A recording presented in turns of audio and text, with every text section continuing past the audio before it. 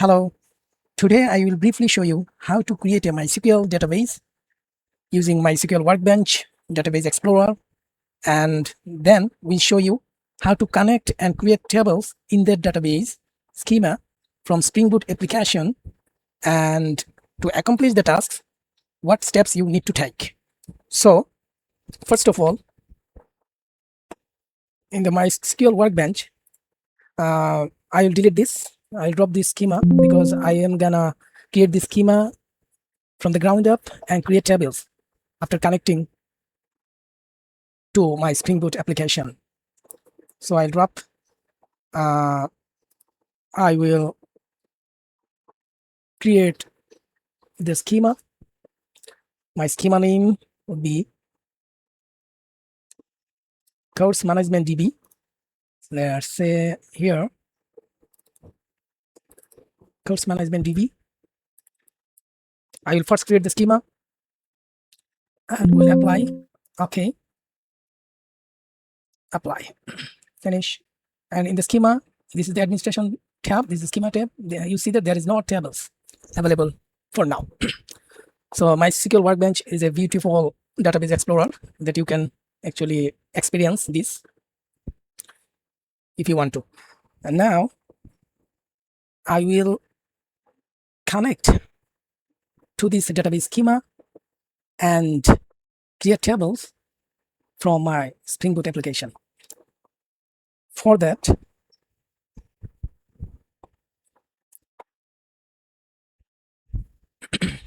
I will open my IntelliJ IDE because I'm using the IntelliJ IDE to develop the SpringBoot application. Here, first of all, I have created the SpringBoot application using the SpringBoot initializer. You can follow this tutorial. Here it is nicely actually described how to build a SpringBoot application, and you can actually check this out. So here in this tutorial, nicely described how to actually create a SpringBoot project using the SpringBoot initializer, and you can choose Maven or Gradle, whatever you want. I have actually chosen the Maven to actually develop my application. So so you can go check out this tutorial. It's a nice tutorial.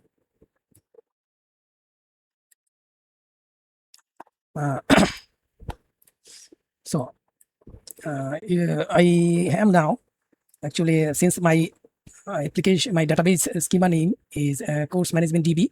The database actually MySQL uses default port 3306, and while I actually installed the MySQL server, when I installed the MySQL server, I gave username and password as root, nothing special. Just it is as a training purpose. You can also actually use the username and password as a root.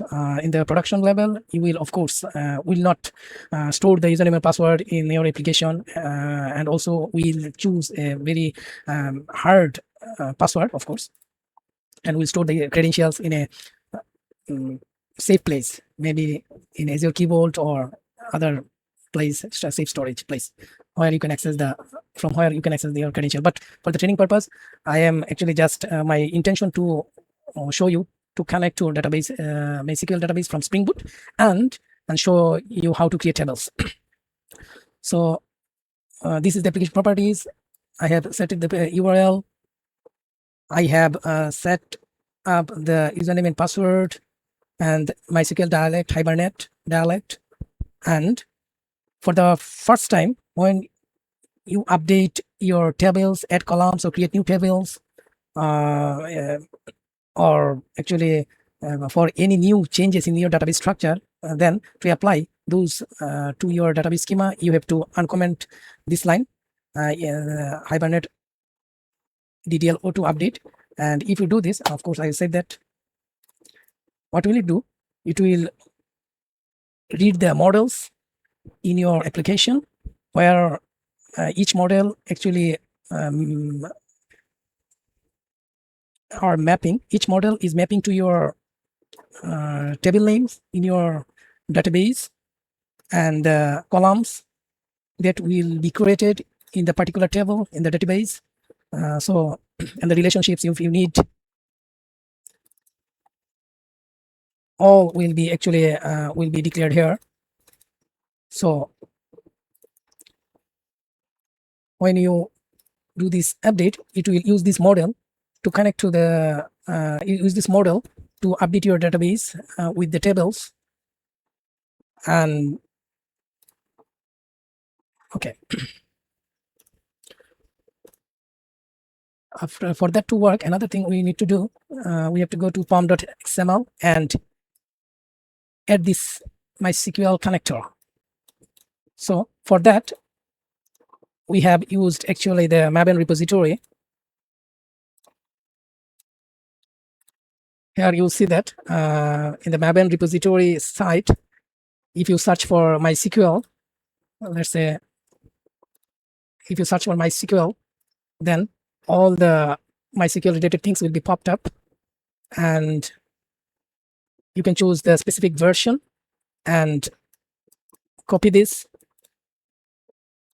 content and just paste in your pom.xml. So when you run the application, it will go to the pom.xml and read all the libraries that has been that are added to this file, and will work accordingly.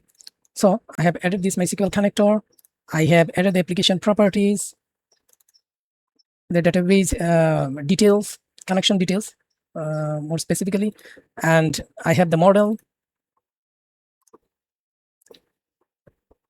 Okay, now if I run this application, I have to choose this file that contains the main function, and if I run this application now,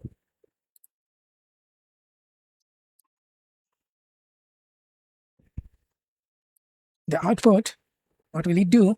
It will connect to the database and create the tables using the model declared in our application, and will update the database schema with the table structures. So if I now refresh, you see that all the tables have been created. So from the SpringBoot application, we have connected to the database, we have created the tables, and after all the things have been done, we can just comment it out, because unless you need to change in your structure in the database, you don't need that to run. Okay, that is the short tutorial that I wanted to show you. In the next video, I will come up and describe the application that I have developed, so that you can work and experience the Spring Boot application. Thank you.